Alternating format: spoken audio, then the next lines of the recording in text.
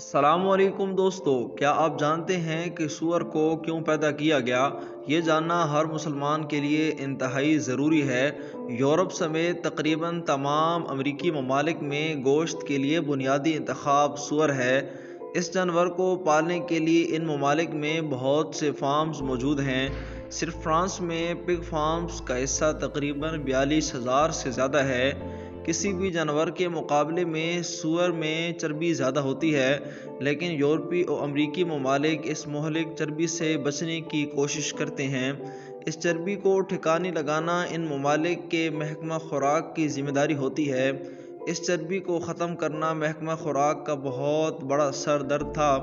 اسے ختم کرنے کے لیے باضابطہ طور پر اسے جلایا گیا۔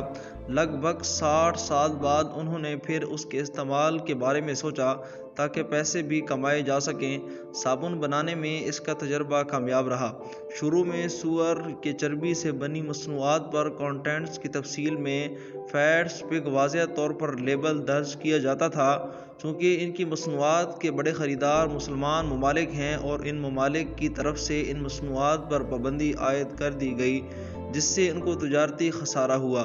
1657 میں اس وقت رائفل کی یورپی میں بنی گولیوں کو برصغیر میں سمندر کے راستے پہنچایا گیا۔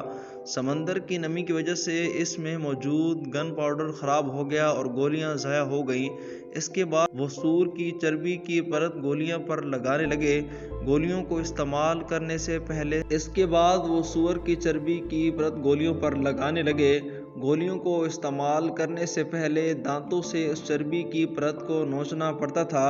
جب یہ بات پھیل گئی کہ ان گولیوں میں سور کی چربی کا استعمال ہوا ہے تو فوجیوں نے، جن میں زیادہ تر مسلمان اور کچھ سبزی خور ہندو تھے، لڑنے سے انکار کر دیا، جو آخر کار خانہ جنگی کا باعث بنا۔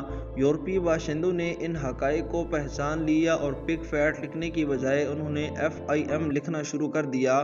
1970 کے بعد سے یورپ میں رہنے والے تمام لوگ حقیقت کو جانتے ہیں، جبکہ ان کمپنیوں سے مسلمان ممالک نے پوچھا کہ یہ کیا ان اشیاء کی تیاری میں جانوروں کی چربی استعمال کی گئی ہے، اگر ہے تو کون سی ہے، تو انہیں بتایا گیا کہ ان میں گائے اور بھیڑ کی چربی ہے۔ یہاں پھر ایک اور سوال اٹھایا گیا کہ اگر یہ گائے یا بھیڑ کی چربی ہے تو پھر یہ مسلمانوں کے لیے حرام ہے، کیونکہ ان جانوروں کو اسلامی حلال طریقے سے ذبح نہیں کیا گیا تھا۔ اس طرح ان پر دوبارہ پابندی عائد کر دی گئی۔ اب ان کثیر القومی کمپنیوں کو ایک بار پھر کئی نقصان کا سامنا کرنا پڑا۔ آخر کار انہوں نے کوڈ زبان استعمال کرنے کا فیصلہ کیا تاکہ صرف ان کے اپنے محکمہ فوڈ کی ایڈمنسٹریشن کو ہی پتہ چل سکے کہ وہ کیا استعمال کر رہے ہیں اور عام آدمی اندھیرے میں ہی رہے۔ اس طرح انہوں نے کوڈز کا آغاز کیا۔ یوں آج کل انٹرڈکٹس کی شکل میں کثیر القومی کمپنیوں کے مصنوعات پر لیبل کے اوپر لکھی جاتی ہیں۔ ان مصنوعات میں دانتوں کی پیسٹ، ببل چاکلیٹ، ہر قسم کی سویٹس، بسکٹس، کارن فلیکس، ٹافیاں، کینڈیز، فوڈز، ملٹی وٹامنس اور بہت سی ادویات شامل ہیں۔ چونکہ یہ سارا سامان تمام مسلمان ممالک میں اندھا دھند استعمال کیا جا رہا ہے، لہٰذا تمام مسلمان اور سور کے گوشت سے اجتناب کرنے والوں سے درخواست ہے کہ وہ روزانہ استعمال والے آئٹمز کی خریداری کے وقت ان کانٹینٹ کی فہرست کو لازمی چیک کر لیا کریں اور کوڈز کی مندرجہ ذیل فہرست کے ساتھ ملائیں۔